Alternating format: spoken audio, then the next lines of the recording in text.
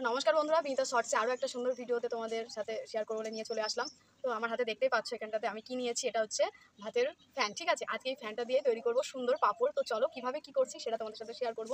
ঠিক আছে, তো চলো তোমরা পাশে থাকো, সম্পূর্ণ ভিডিওটা নিয়ে নিয়েছি ফ্যান, কাপ, বাটি, আর এদিকে নিয়ে নিয়েছি ময়দা। ঠিক আছে, তোমরা চাইলে এখানে আটাটাও ব্যবহার করতে পারো, আমি এখানে ময়দা ইউজ করছি। ঠিক আছে, তো চলো প্রথমে নিয়ে নেবো এখানটাতে 2 কাপ পরিমাণ মতো ফ্যান। তো চলো তোমরা দেখে নিয়েছি কাপ, তো কাপের মধ্যে ফ্যানটা ঢেলে নেবো। ঠিক আছে, তো এখানে ফ্যানটা শুধু ফ্যানটাই পড়বে, এখানে ফ্যানের যে একটু মার আছে সেই মারটা যেন এখানে পড়ে না। ঠিক আছে, তো আমি এখানে মোটামুটি এই কাপের 2 কাপ মতো নিচ্ছি। তো চলো নিয়ে নিই, তারপর তোমাদের সাথে শেয়ার করছি। তো 2 কাপ পরিমাণ মতো এখানে ফ্যান নিয়ে নিয়েছি, আর ফ্যানটা কতটা ঘন আছে সেটা তো দেখে বোঝা যাচ্ছে। তো চলো আমি তাহলে তোমাদেরকে একটু নাড়িয়ে দেখাই, দেখো কতটা ঘন। ঠিক আছে, ঝালের জলে নিয়ে নিয়েছি 2টো শুকনো লঙ্কা। তো এটাকে প্রথমে কাঠখোলায় ভেজে নেবো, তারপরে এটাকে গুঁড়ো করে এখানে দেবো। ঠিক আছে, ফ্যানটাতে মানে ঝালের জন্য। ঠিক আছে, তো চলো তোমরা সম্পূর্ণ ভিডিওটা দেখতে পাবো।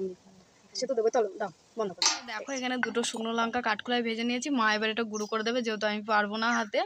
তো চলো গুঁড়ো করে নিই, তারপরে তোমাদের সাথে সম্পূর্ণ ভিডিওটা শেয়ার করছি। কড়াইতে জল ফুটতে দিয়ে দিয়েছি, জলটা ভালোভাবে ফুটে যাক, ততক্ষণ আমি কি করে রেডি করছি পাঁপড়ের ব্যাটারটা। তো চলো তোমাদের সাথে। ঝালের জন্য এখানটাতে দিয়ে দিচ্ছি চিলি ফ্লেক্স। ঠিক আছে, আর এখানে পরিমাণ মতো লবণটা দিয়ে দেবো। মা এখানে লবণটা দিয়ে দাও, পরিমাণ মতো লবণ দিয়ে দিল, আর একটুখানা কালো জিরে দাও, যেটা এই পাঁপড়টার স্বাদটা আরও সুন্দরভাবে বাড়িয়ে দেবে। তো চলো এবার তোমরা দেখতে থাকো। এটা একটু মিক্স করে নিলাম, এইবার পরিমাণ মতো ময়দাটা দিয়ে দেবো। তো চলো তোমরা দেখতে থাকো। ঠিক আছে, চলো আমি ব্যাক ক্যামেরা ভালো করে দেখাই, যেহেতু সামনে ক্যামেরা ধরে থাকতে পারবো না। তো চলো ময়দাটা কতটা কি কেমন। প্রথমেই আমি এই চামচে মোটামুটি 3 চামচ মতো এখানে আমি ময়দাটা দিচ্ছি। ঠিক আছে, 3 চামচ মতো দিয়ে চলো এটা একটু মিক্সড করি, দেখি কেমন কি হচ্ছে। তো মা এখানে এটা ভালোভাবে মাখিয়ে দিচ্ছে, আমি যেহেতু পারছি না হাতে, তো মা এই যে মাখিয়ে দিচ্ছে সুন্দর করে, যেন কোনো গুটি গুটি না থাকে। ব্যাটারটা মা হাত দিয়ে করছে, তো একটু পাতলা লাগছে, ওই জন্য আমি এখানে আরও 1 চামচ ময়দা অ্যাড করে দিলাম। ঠিক আছে, মোটামুটি তোমার ওই 4 চামচ মতো ময়দা অ্যাড করেছি। ব্যাটারটা কতটা কি হয়েছে, ঠিক আছে, ঠিক যেরকমটা থিকনেসটা দেখছো। ঠিক আছে, বেশ পাতলাও না আর বেশি মোটাও না। ঠিক আছে, তোমরা ঠিক এরকম বানিয়ে নেবে। বন্ধুরা আমি এখানটাতে পাঁপড় বানানোর জন্য এরকম থাল নিয়েছি, তো তোমরা এরকম একটা থাল নেবে। তো চলো এবার এখানটাতে দিয়ে দেবো একটু সরষার তেল।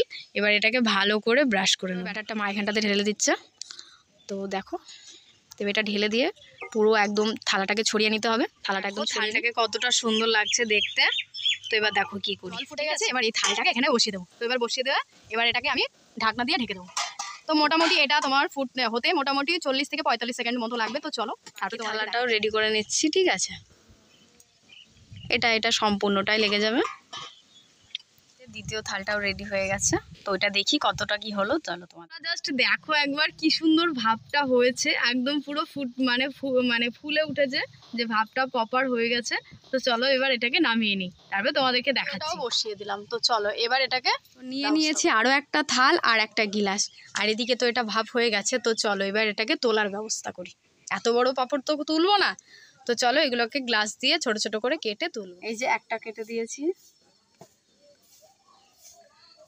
2টো। তো ভালো করে কেটে নিয়ে তারপরে তোলার সময় তোমাদের দেখাচ্ছি। মা বলছে যে এটাকে তোলার দরকার না, এটা এইভাবে রোদে দেগা, যে যখন শুকিয়ে যাবে তখন আপনি উঠে যাবে। ঠিক আছে, এটা এমনিও তোলার চেষ্টা করছি, পুরোটাই উঠে যাচ্ছে। ঠিক আছে, তোমরা তো দেখতে পাচ্ছ এই যে এটা পুরোটাই উঠে গেছে, এই যে উঠে যাচ্ছে পুরোটাই। ঠিক আছে, উঠে যাচ্ছে। তো এটা ধরে রোদে দিচ্ছি। তো চলো ওকে শুকিয়ে নিই, তারপর দেখো এবার এটাকে মা তুলছে, খুব স্মুথলি তুলতে হবে। একটা তোলা হয়ে গেছে, তো মা আমাকে না বলে তুলে ফেলছে। তার মধ্যে আমাকে একটু বলবে, আমি ভিডিওটা করবো তারপরে। তো দেখো কতটা সুন্দর এটা উঠে যাচ্ছে। ঠিক আছে, থাল থেকে পুরো ছেড়ে যাচ্ছে। তোমরাও ঠিক এইভাবে তুলবে।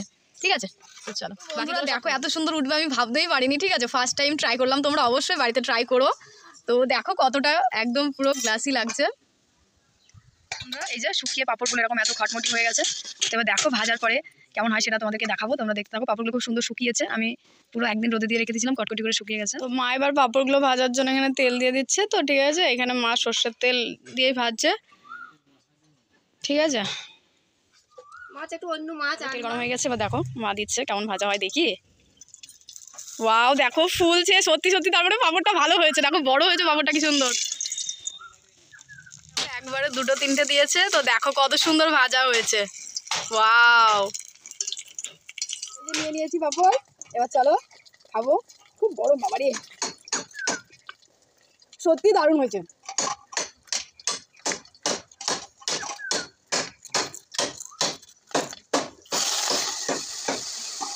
তোমরা অবশ্যই বাড়িতে ট্রাই করে দেখবে, আশা করবো খুব ভালো লাগবে। বন্ধুরা পাঁপড়গুলো এতটা ভালো হবে সেটা আমি বুঝতে পারিনি। তো সত্যিই খুব সুন্দর হয়েছে, তোমরা অবশ্যই বাড়িতে ট্রাই করবে। আমি অল্প করে করেছিলাম, তো ভাবছি আরও করব। তো ভিডিওটা কেমন লাগলো অবশ্যই একটু বলো। তো চলো টাটা।